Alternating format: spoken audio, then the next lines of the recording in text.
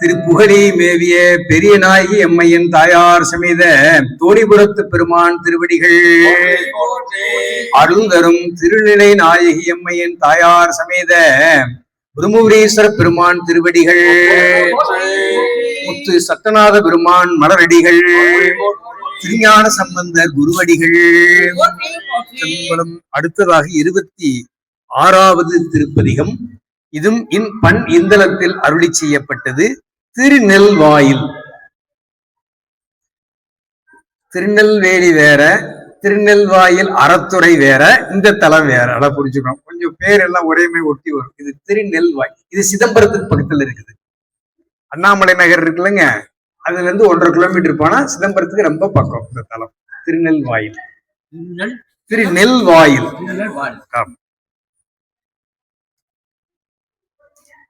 இந்த தலத்து இறைவன் உச்சிநாதேஸ்வரர். அம்பிகை கனகாம்பிகை.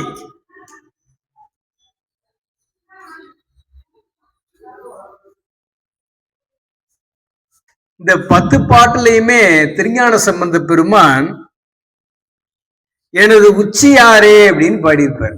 என் தலை மீது இருக்கின்ற பெருமான் உச்சி. சாமி உச்சிநாதர். அங்கும் பெருமான் உச்சிநாதர், நம்ம தலைமையில இருக்கின்ற பெருமான். இது சைவ சித்தாந்தம் தாடல யோகம் அப்படின்னு சொல்லும். 2 சொல்ல ஒரு சொல்ல ஆக்குற வன்மை சிறப்பு தமிழுக்கு தான் உண்டு. தாள் தலை. தாள்ன்றது காலடி, இறைவனுடைய திருத்தாள். திருத்தாள்னா திருவடி. தலைன்றது நம்ம தலை. தலைன்றது ஒரு சொல்லு, கால்ன்றது ஒரு சொல்லு. இங்க கால் இது திருப்பாதம் யாரு? சிவபெருமானுடைய திருப்பாதம். தலைன்றது நம்ம தலை. நம்ம தலையில சிவபெருமானுடைய திருப்பாதம் இங்க இருக்கிறது. தாள் தலை யோகம் அப்படின்னு சொல்றது. அடியார் இலக்கணம் இந்த இடத்துல நம்ம பேசலாம். அடியார் இலக்கணத்தை சிறப்பா திருநாவுக்கரசர் பெருமான் நமக்கு அருள்கின்றார். இன்னைக்கு அவருடைய திருநட்சத்திரத்தினால நம்ம அதை சிந்திக்கலாம். சதயம். பொதுவா நம்ம அடியார் அப்படின்னா அந்த இலக்கணம் நம்ம பேருக்கு தெரியாம போயிடுச்சு. இந்த செய்திகளை நம்ம உள்வாங்கிக் கொள்வதன் மூலம் நம்ம ஓரளவாவது தெரிஞ்சுக்கலாம் அடியார்னா எப்படின்னு தெரிஞ்சுக்கலாம். பொதுவா ஒரு காலத்துல கடவுளுக்கு நம்ம ஆட்படுதல் சிறப்பு என்பது நம்ம நாடு முழுவதும் நம்முடைய இந்து தர்மம் சொல்லி, இறைவனுக்கு நம்ம ஆட்படுதல் மிக உயர்ந்த நிலை அப்படின்னு சொல்லுவோம். இறைவனுக்கு ஆட்பட்டு அடிமையாதல், அதான் சிவனடியார்னு சொல்றோம். இறைவனுக்கு ஆட்படும் மிக உயர்ந்த நிலை. நம்ம அருமையா சொல்லுவோம். மாணிக்க வாசகம், ஒரு அடியார் ஒரு குடும்பத்துல தோண்டிட்டா, சிவபெருமானுக்கு அடிமை பூண்டுட்டா 21 தலைமுறைக்கு நரகம் இல்லையா. மாணிக்க வாசகர் சொல்றார், 37 சுத்தம் 100 நரகிடை ஆளாமே அருள் அரசே போற்றினர். அப்ப எவ்வளவு சிறப்பு இருக்கு. அவங்க அடியார்னா அவ்வளவு சிறப்பு இருக்கு. இப்ப இறைவனுக்கு ஆட்படுதல், அடிமை பூண்டுதல் அத்தகைய மேன்மையான நிலை. இப்ப நம்ம கேட்கலாம், இறைவனுக்கு நாம சில பேர் கேட்பாங்க, நாத்திகம் பேசுறவங்களா, இறைவனுக்கு ஏன் ஆட்படணும்? அவரை போய் ஏன் கும்பிடணும்? எதுக்கு ஆட்படணும்? அவருக்கு ஏன் அடிமையாகணும்? நம்மெல்லாம் யாருக்கு அடிமை இல்லை, நாமெல்லாம் சுதந்திரம் அப்படின்னு சொல்றோம். சில பேர் சொல்றாங்க இல்லைங்களா, நாம் அவருக்கு போய் அடிமையாக வேண்டிய அவசியம் என்ன? அவருக்கு ஆட்படுத்த வேண்டிய ஆட்பாடவருக்கு ஏன் செய்யணும் அப்படின்னு பல பேருக்கு சொல்லுவாங்க. அவசியம் என்ன? திருநாவுக்கரசர் பெருமான் விடையளிக்கிறார். இறைவனுக்கு நம்ம ஆட்படலைன்னு சொன்னா, அடிமை ஆகலைன்னு சொன்னா எப்படி தெரியுமா இருக்கும் அப்படின்னு ஒரு கேள்வி. நாவுக்கரசர் தேவர் பிறகு இறைவனுக்கு ஒரு ஆட்படலைன்னா அவங்க எப்படி இருப்பாங்க அப்படின்னு நமக்கு படம் பிடிச்சு சொல்றாரு. அதை நம்ம தெரிஞ்சுக்கிட்டாவே இறைவனுக்கு ஆட்படணும்னு நமக்கு வந்துருவோம். இறைவனுக்கு திருநாவுக்கரசர் பெருமான் சொல்வாருங்க, இறைவனுக்கு நான் மட்டும் ஆட்படணும், உலக உயிர்களை எல்லாம் இறைவன் ஆட்கொள்ளணும்னு வேண்டுறாரு. ஒரு இடத்துல திருவாரூர் பதிகத்துல சொல்றாரு, வழி வழி ஆளாய் ஆட்கொள்ள வேண்டும் அப்படின்னாரு. யார் சொல்றது? யாரு? திருநாவுக்கரசர். திருநாவுக்கரசர் குடும்பம் இல்ல, குழந்தை குட்டிகள் இல்ல, அப்புறம் வழி வழி ஆளு அவங்களுக்கு யார் வருவா? இல்ல. ஏன் அப்படி சொன்னாருன்னா, நம்ம உயிர்கள் எல்லாத்தையும் வழி ஆளா எடுத்துட்டாரு, எல்லாத்தையும் சாமி ஆட்கொள்ளுன்றார்.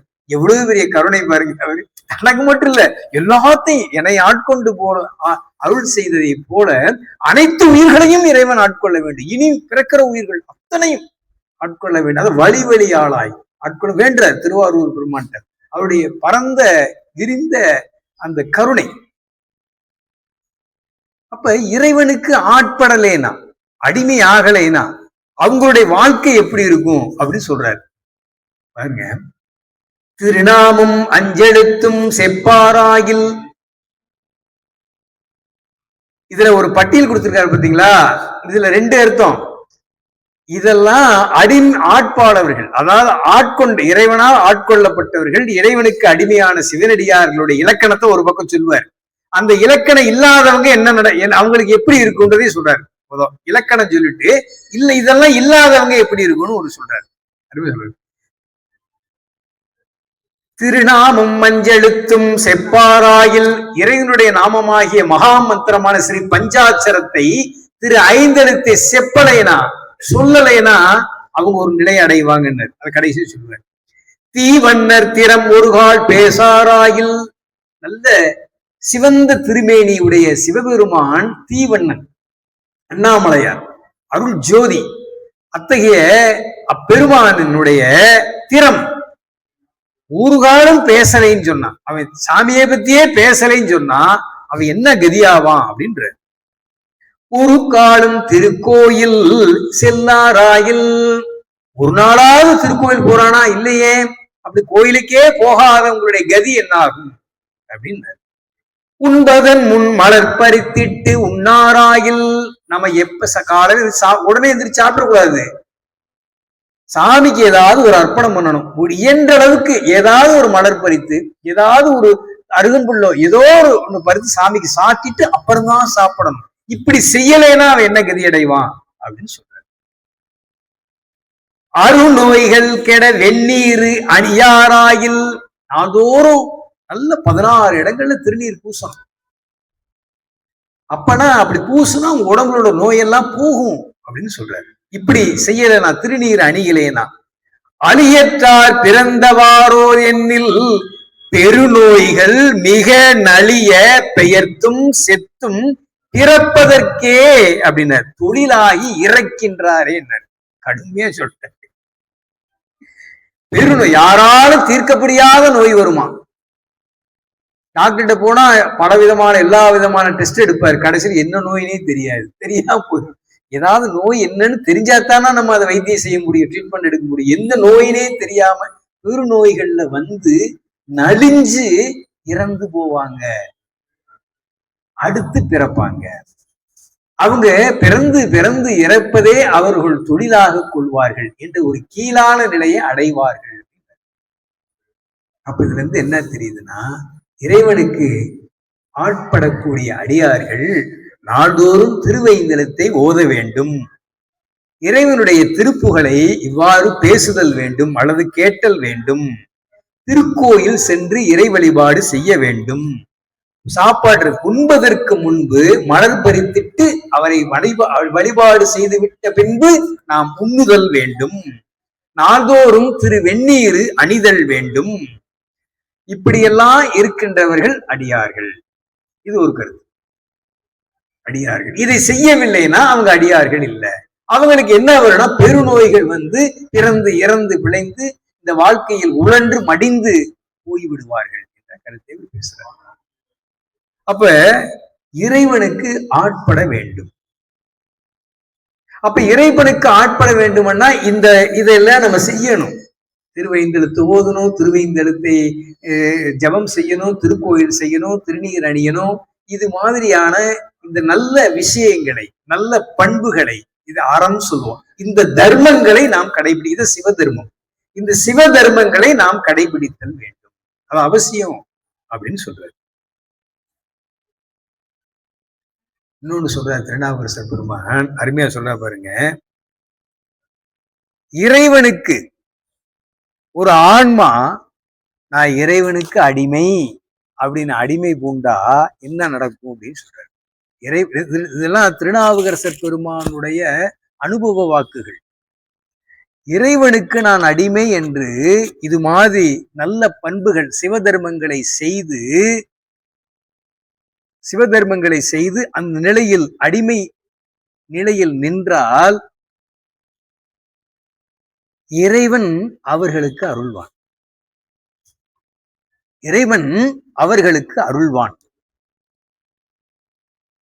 எப்படி அப்படின்னு சொன்னா, நாம இறைவனுக்கு அடிமை அப்படின்னு நினைஞ்சிட்டாவே அவன் தனக்கு இவர்தான் தொண்டன் என்பதை அவர் ஏற்றுக்கொள்கின்றார். அந்த ஏற்றுக்கொள்கின்ற அந்த உணர்வை அந்த ஆன்மா பெறும். அப்பதான் என்ன நினைக்கும்னா, தான் யாருன்னு நினைக்கும்.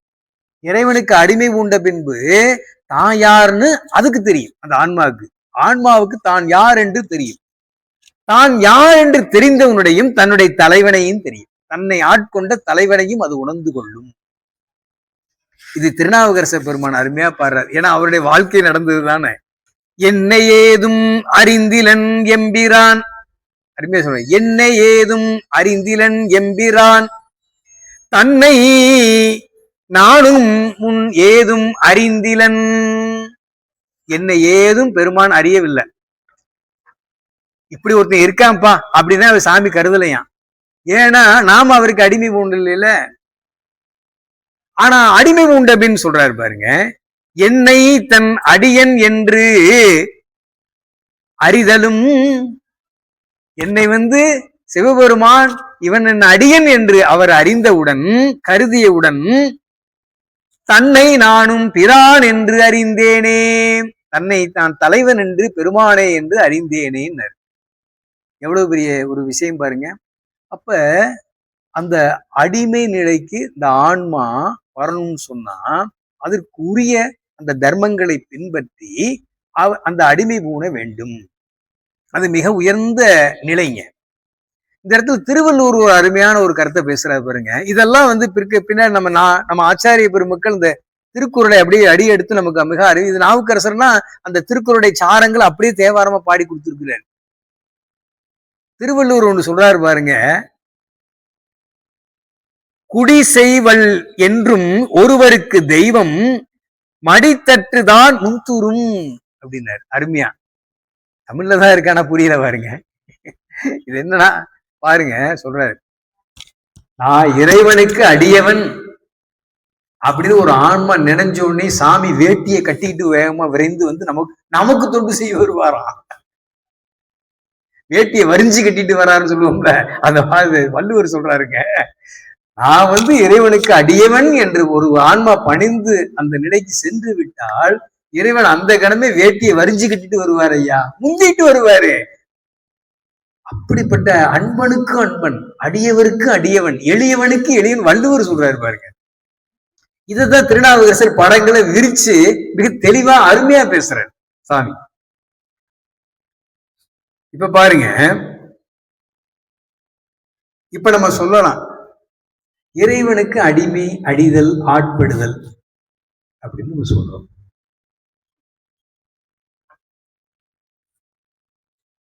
அது எப்படி அப்படின்னு கேட்கலாம்.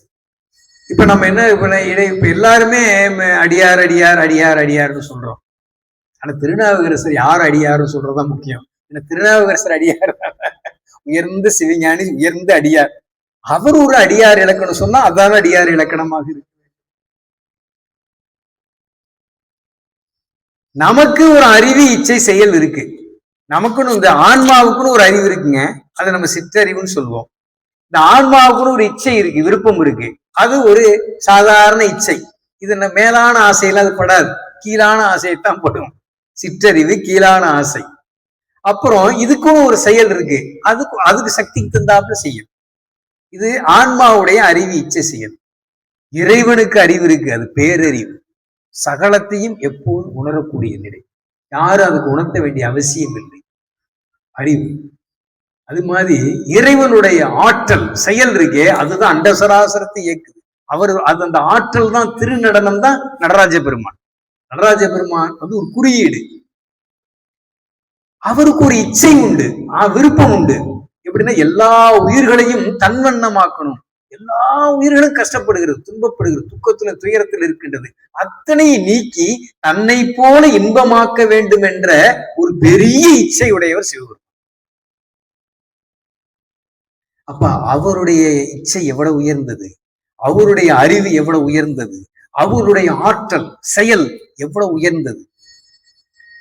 இறைவனுடைய அறிவு இச்சை செயலில் நம்மளுடைய அறிவு இச்சை செயல் அடங்கி நிற்க வேண்டும். நல்லா புரியுது. நம்மளுடைய அறிவீச்சை செயல் அடங்கி நிற்றல்னா நம்ம அறிவீச்சை செயல் வேற வர செய்யக்கூடாது, ஒண்ணும் செய்யக்கூடாது. அது செய்யறதுனாலதான் இத்தனை பிரச்சனை வருது. நம்ம ஆன்மாக்களுடைய அறிவீச்சை செய்யறதுனாலதான் நமக்கு அத்தனை பிரச்சனையும் அத்தனை கஷ்டமும் வருது. இதை நம்ம தன் முனைப்பு அற்று இருத்தல் அப்படின்னு சொல்றோம். தன் முனைப்பு அற்று இருத்தல், அடுத்து தன் செயலற்று இருத்தல். இது அருமையா திருநாவுக்கரசர் பெருமான் இது நமக்கு சொல்றாரு. நங்கடம்பனை பெற்றவள் பங்கினன் தென்கடம்பை திருக்கர கோயிலான் தன்கடன் அடியேனையும் தாங்குதல் என் கடன் பணி செய்து கிடப்பதே. ரொம்ப நுட்பமான பாடல் இது. பாருங்க சொல்றாரு. இதுல எடுத்தோடனே முருகப்பெருமான சொல்றார். நம்ம பெருமான்றார். முருகரை நம்ம சாமியப்பா நங்கடம்பனை உரிமையா சொல்றாரு. கடம்பன முருகப்பெருமான். நம்ம முருகப்பெருமானை பெற்றவள் யாரு? உமையம்மை சக்தி. உமையம்மையருடைய பங்கினன் அப்புறம் சிவபெருமான சொல்றாரு. இது மூணு ஒரே, இது என்னங்க மூணு பிரிவினை இல்ல, மூணு ஒரே சாமி தான். சிவபெருமான் தான். சிவபெருமானுடைய சக்தி திருவருள் அதுதான் அம்பிகை. சிவபெருமானுடைய ஞானம் இருக்கே அவர்தான் முருகர். ஞானத்தை முருகர் சொல்றோம், சக்தியை அம்பிகைன்னு சொல்றோம், சாமி சிவன். அதனாலதான் இது சோமாஸ்கந்த மூர்த்தம் அப்படின்னு நம்ம கோயில்ல வழிபாடு செய்வோம். சோமாஸ்கந்த மூர்த்தம், அம்பாளும் சாமி இருப்பாங்க, நடுவுல முருகர் உட்கார்ந்து இருப்பார். அதனால நம் கடம்பனை பெற்றவள் பங்கினன் அப்படின்னா முதல்ல என்ன சொல்றாரு? ஞானம்னாரு. ஞானத்தால் திருவருள் பெற்று சிவத்தை அடைய வேண்டும். முதல்ல ஞானம் முருகர், ஞானத்தால் சக்தி திருவருளை பெற்று சிவத்தை அடைய வேண்டும். அப்பதான் சிவன் தான் சொல்றாரு. அதனாலதான் முதல் சொல்றாரு நங்கடம்பனை பெற்றவள் பங்கினன் அப்படின்னா ஞானத்தால் திருவருள் பெற்று சிவத்தை அடைதல், அடைந்து அவருக்கு ஆட்படுதல், அவருக்கு அடிமையாதல். அப்படின்னா என்ன நடக்கும் அப்படின்னு சொல்றாரு பாருங்க. நங்கடம்பனை பெற்றவள் பங்கினன் தென்கடம்பை திருக்கர கோயிலான் சொல்றாரு. அடுத்து சொல்றாரு, இப்படி ஆனால் இறைவனுக்கு ஆட்பட்டா அந்த ஆன்மாவுக்கு என்ன நடக்கும்? தன்கடன் அடியேனையும் தாங்குதல் அப்படின்னாரு. கடன் என்பது நம்ம பைசா வாங்கிட்டு திருப்பி ரிட்டர்ன் கொடுக்கணும், அது இல்ல. கடன் கடமை. கடன் என்று சொல்லுக்கு கடமைன்னு பொருளுங்க. கடமை. இறைவனுக்கு ஒரு கடமை இருக்கு இல்ல. தன்கடன் அடியேனையும் தாங்குதல். பெருமான் நம்மளை தாங்கிக் கொள்வார். என் கடன் பணி செய்து கிடப்பதை. இறைவன் நம்மளை தாங்கிக் கொண்டா நம்மளுடைய கடமை ஒண்ணு இருக்குங்களா? என் கடன் பணி, என் கடமை, என்னுடைய கடமை பணி செய்து கிடப்பதே. இந்த பணி செய்து கிடப்பதே அப்படின்னா என்ன? அதுக்குதான் இவ்வளவு நேரம் சொன்னேன். அதுதான் தாடலை யோகம். சைவ சித்தாந்தம் ஏகனாகி இறைபணி நிற்க அப்படின்னாரு. இந்த ஏகனாகி இறைபணி நிற்றன்றதான் தாடலை யோகம். இதுதான் பணி. அப்படின்னா என்னன்னா இறைவனுடைய அறிவீச்சை செயலை தன்னுடைய அறிவீச்சை செயல அடங்கி நிற்றல். இறைவனுடைய இரண்டு திருவடிகளை இல்லைங்களா, இறைவன் இச்சை கொண்டவன், உயிர்கள் மாட்டு அன்பு கொண்டவன். அவனுடைய இரண்டு திருவடிகள் தான், ஒன்று கிரியாசக்தி, ஒன்று ஞான சக்தி. அதான் இரண்டு திருவடிகளை தன் திரை மீது உச்சி மீது வைத்து தியானம் செய்து அந்த இரண்டு திருவடிகளுக்கும் ஆட்படுதல் சொன்னா இறைவனுடைய இச்சையே தன்னுடைய இச்சையாக கொண்டு, இறைவனுடைய அறிவே தன்னுடைய அறிவாக கொண்டு, இறைவனுடைய செயலே ஆற்றலே தன்னுடைய செயலாகவும் ஆற்றலாக கொள்வதுதான் சிவனடியார் இலக்கணம். இதை நம்ம யோசிக்கணும். அப்படின்னா என்ன நீங்க கேட்கலாம். இத்தனையும் சொல்லிட்டீங்க, ஏதோ ஒரு வார்த்தை ஜால மாதிரி தெரியுது, எனக்கு கொஞ்சம் புரியல, இன்னும் கொஞ்சம் இறங்கி வந்து சொல்லுங்க அப்படின்னு சில பேர் நினைக்கலாம். இன்னும் கொஞ்சம் இறங்கி வந்து தெளிவா சொல்லுங்க அப்படின்னா நம்ம இன்னும் கொஞ்சம் இறங்கி வந்து ஒரு வார்த்தை சொல்லலாம்.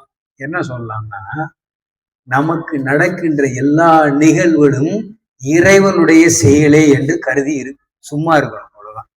எந்த ஒரு செயல் நடந்தாது, நன்மையா இருந்தாலும் சரி, தீமையா இருந்தாலும் சரி, நன்றே செய்வாய் பிழை செய்வாய் நானோ இதற்கு நாகிமே, அது நன்மையா இருந்தாலும் சரி, தீமையா இருந்தாலும் சரி, அது எதுவா இருந்தாலும் சரி, அது இறைவன் செயல் என்று நினைந்து அப்படி சும்மா இருக்கணும். அதான் கிடப்பதே அப்படின்னா, கிடத்தல் என்ன, படுத்து கிடத்திட்டான் அப்படின்னா என்ன அர்த்தம், படுத்துட்டான்னு அர்த்தம். படுத்துட்டான்னா எந்த செயலும் செய்யல, அவன் பாட்டுக்கு இருக்கான்ப்பா. சிவனேன்னு இருந்து சொல்லணும்ல, அதான் சிவனேன்னு என்பது கிடத்தல். அப்ப அந்த இடத்துல பணி செயல் என்பது என்னன்னா, இறைவனுடைய அறிவிச்ச செயல் நம்மளை இயங்கும், அதன்படி செல்வது. இப்ப என்ன கேட்கலாம், இறைவன் ஒரு விருப்பத்தை, அந்த விருப்பத்தை நம்ம மீது கொடுக்கின்றார், அந்த விருப்பத்தை மறுக்க கூடாது. இது என்ன புதுசா ஒண்ணு வருது, நான் செய்ய மாட்டேன் அப்படின்னு சொல்லக்கூடாது. ஒரு செயல் நிகழ்ச்சி வருது, அது எனக்கு நமக்கு பிடிக்கல, எனக்கு பிடிக்கல அதனால ஏத்துக்க மாட்டேன்னு சொல்லக்கூடாது. இதெல்லாம் நடக்கிறதா அப்படின்னு கேட்கலாம். இப்படிதான் ஞானிகள் சிவயோகிகள் நம்ம கிட்ட திருநாவுக்கரசு பெருமான வாழ்க்கையை தான் நம்ம பேசிட்டு இருக்கோம். அப்படியே ஏற்றுக்கொள்வது, எதையும் மறுப்பதில்லை. இந்த இடத்துல ஒண்ணு சொல்றாரு, எங்க காஞ்சிபுரத்துக்கு வந்த திருநாவுக்கரசர் வந்து ஒண்ணு சொல்றாரு, பெருமானே நான் தங்களுக்கு ஆட்படுகின்றேன், ஆனா சில நேரத்துல ஆட்பட்டும் நீங்க கொடுக்குற வேலையை நான் செய்யாம கூட இருந்துடலாம், நீங்கள் நடத்துகின்ற அந்த நிகழ்வுகளை நான் ஏற்றுக்கொள்ளாமல் இருந்துடலாம், ஒண்ணு மறுத்து விடலாம் அல்லது வெறுத்து விடலாம், ஏதாவது நான் ஒண்ணு செய்யலாம் இல்லைங்களா. ஆனா அப்படி நான் செஞ்சிட்டேன்னு சொன்னா, ஒரு புளிய விளாற எடுத்து நல்லா என்னை எந்த அளவுக்கு சாத்தணுமோ அந்த அளவுக்கு சாத்திருங்கன்ட்டாரு. இது யாரு சொல்லணும், இதுதான் அடியார் இலக்கணம். திருக்காலயத்தில சாமி இப்படி வேண்டுறாரு, புளிய விளாறால் மோதிவிப்பாயினர். அதாவது என் பிழை, நான் வந்து ஏதாவது குற்றம் செய்தேன், அந்த குற்றம் என்பது என்ன, இறைவனுடைய அறிவிச்சை செல் நம்ம அடங்காம விடுவது, அதை வெறுப்பது. இப்ப நமக்குன்னு ஒரு பிரியம் இருக்கு பாத்தீங்களா, அது மாதிரி நடக்கவே நம்ம மறுத்து விட்டுருவோம், வேணான்னு சொல்லிடுவோம், அப்படித்தானே செய்வோம். அதாவது ஒண்ணு, எல்லாம் ஈசன் செய்யும், எல்லாம் உனது அருளே, எல்லாம் உனது செயலே அப்படின்னு சொல்லும் போது எல்லாமே இறைவன் செயல் தானே. அதை ஏற்றுக்கொண்டு அப்படியே அடங்கி நிற்றல், அதான் அடியார் இலக்கணம். இதுதான் தாடலை யோகம். இப்படித்தான் திருஞான சம்பந்த பெருமான் எங்க வந்தாருங்க, இப்ப நம்ம படிக்கக்கூடிய திரு நெல்வாயில் தளத்துல வர்றாரு. எப்படி தாடலை யோகம், சிவபெருமானுடைய 2 திருவடிகளையும் தன் உச்சி மீது எப்போது வைத்திருப்பவன், அவர்படிதான் ஒரு வாழ்க்கையை அமைந்தது. அதை 1% கூட விசை போக மாட்டார், 1% கூட அதுல இருந்து விலகி போக மாட்டார். திருநாவுக்கரசு பெருமான் இதுகாரம் அதைத்தான் பேசினார். இப்படி இறைவனுடைய அறிவிச்சை செயல்ல தன்னுடைய அறிவிச்சை செயலை அடங்கி நின்று, தன் முனைப்பற்று, தன் செயலற்று, எல்லாம் ஈசன் செயலே, எல்லாம் ஈசன் அருளே என்று நாள்தோறும் இறைவனுடைய 2 திருவடிகளை தியானித்து, அந்த திருவடியினுடைய அந்த ஞானத்தால் அவர்களுடைய வாழ்க்கை செல்லும் பொழுது அது தாடல யோகம் என்றும் சிவயோகம் என்றும் அவர்களே உண்மை சிவனடியார்கள் என்றும் சொல்லப்படும். அதுதான் திருநாவுக்கரசர் பெருமான் மிக அருமையாக அந்த கருத்தை நமக்கெல்லாம் சொல்லி இருக்கிறார் என்பதை சொல்லி பாருங்க. இன்னொரு விஷயத்தை நான் சொல்லிடுறேன்.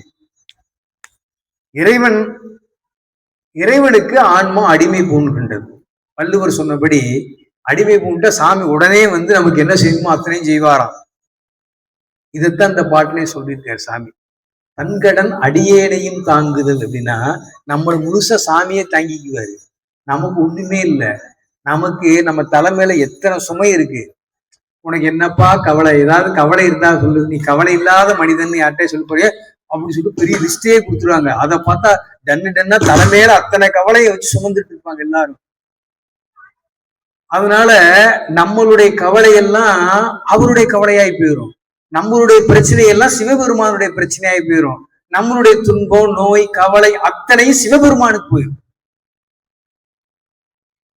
அப்ப துன்பம், கவலை, பிரச்சனைனா இப்ப யாருக்குன்னா நமக்கு இல்ல, அந்த ஆன்மாக்கு இல்ல, அவருக்கு தான். அதை தாங்குதல்.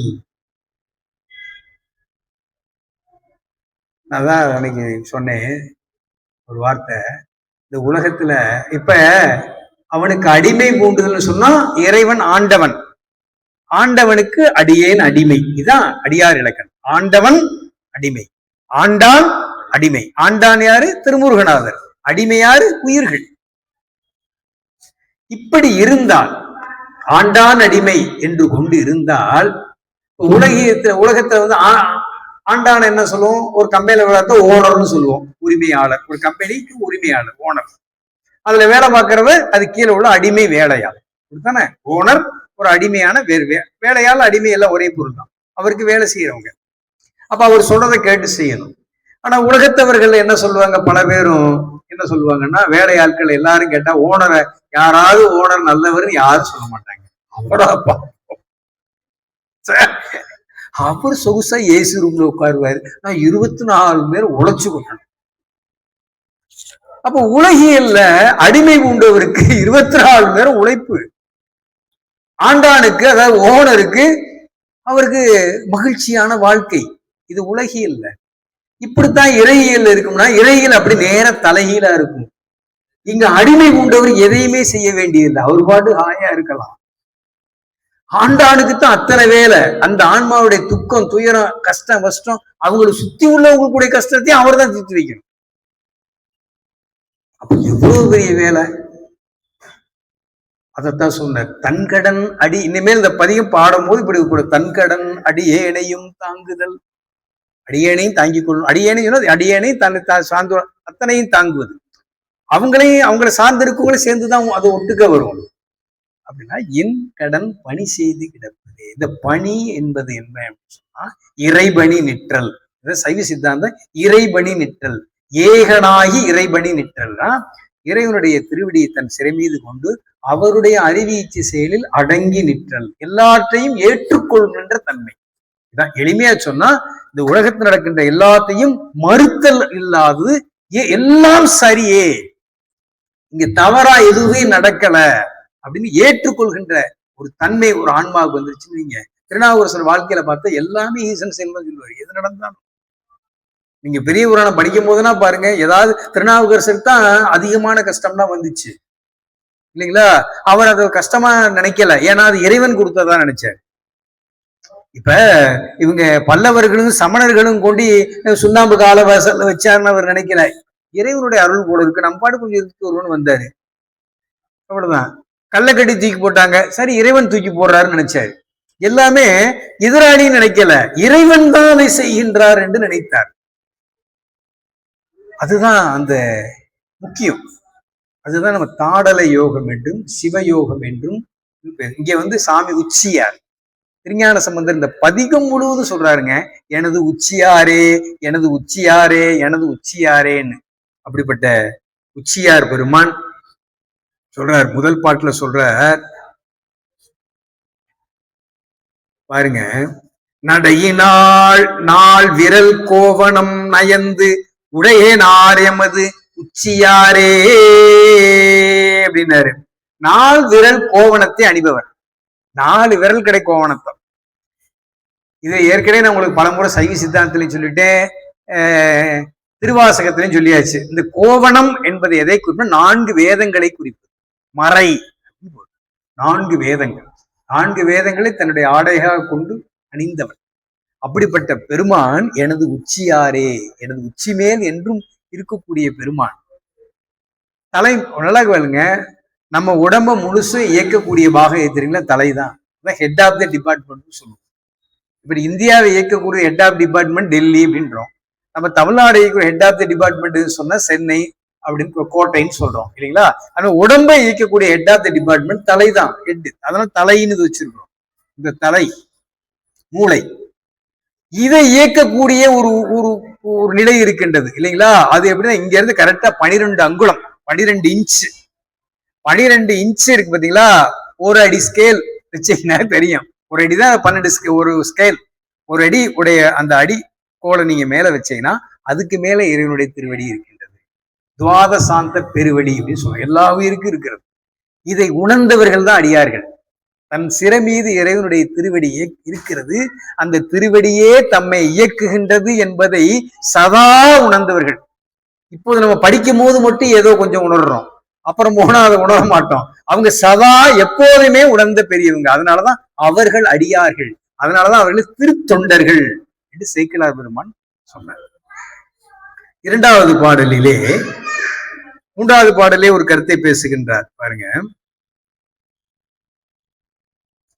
நாள்தோறும் தம்மை ஏத்தும்படி திருக்கோயிலில் விட்டிருக்கின்றார் பெருமான். நீங்க சாமியை தேடி எங்கேயும் அலைய வேண்டியதில்லை. அவர் நம்ம பாடலாம் சொல்றாரு, சாமி இங்கேதான் திருக்கோயில தான் இருக்கிறார், வேற எங்கேயுமே இல்லை, திருக்கோயிலில் இருக்கின்றார். அத்தகைய பெருமான் இச்சையோடு விளங்குபவர் அப்படின்னாரு. நம்ம தான் அறிவி இச்சை செயல். என்ன இச்சை? எல்லா உயிர்களையும் ஈடேற்ற செய்ய வேண்டும் என்று இச்சை. அப்படிப்பட்ட விருப்பத்தில் இருக்கின்ற பெருமான் எமது உச்சியாரே என்ன, கோயிலுக்குள்ள இருக்கின்ற பெருமான் தான் என் தலைமையில இருக்கிறாரு, அவர்தான் என்னை ஆட்கொள்கின்றார், என்னை ஆளுகின்றார், அவர் அருள்படி. அதனாலதான் எனதுரை தனதுரையாக நான் பாடலப்பா, சிவபெருமான் பாடுறாரு. நம்ம திரைப்படங்கள்ல பாடுபவர் யாரோ ஒருத்தர் இருப்பார், வாய் அசைப்பவர்கள் யாரோ இருக்கிறாங்கல்ல, அது மாதிரி திருஞான சம்பந்தர் சொன்னா, நான் சும்மா வாயை தான் அசைச்சேன், பாடினதெல்லாம் அவரு தான் அப்படின்னாரு. நான் இல்லையா அப்படின்னாரு. ஏன்னா அவர் எனது உச்சியார், அவர் பாடி இருக்கிறார் அப்படின்னு மிக அருமையா சொன்னார். அடுத்து பாருங்க,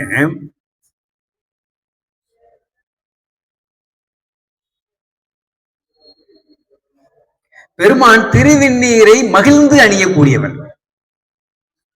இறைவன் அணியக்கூடிய அந்த முக்கியமானது திருவெண்ணீர், அதை நாம் நாள்தோறும் அணிய வேண்டும், அதான் முக்கியம். அவர் எமது உச்சியாரே என்று இந்த அனைத்து பாட்டிலையும் தன்னுடைய உச்சியாரே உச்சியாரே அந்த தாடல யோகத்தையும் அடியாருடைய அந்த திறத்தினுடைய அந்த நிலையும் நமக்கெல்லாம் எடுத்து பேசுகின்றார். நிறைவேளை அருமையாக சொல்வார், இந்த அருமையான இந்த திருப்பதிகத்தை பண்ணின் இந்தள பண்ணின் பயன் கொள்ளும்படி யாரெல்லாம் பாட வல்லவர்களோ அவர்கள் வீட்டுலக இன்பத்தை அடைவார்கள். விண்ணுலக இன்பம், சிவலோக இன்பத்தை இங்கே அடையலாம் என்று பெருமான் அருளுகின்றார் என்பதை சொல்லி இப்போது நம்ம அந்த திருப்பதிகத்தை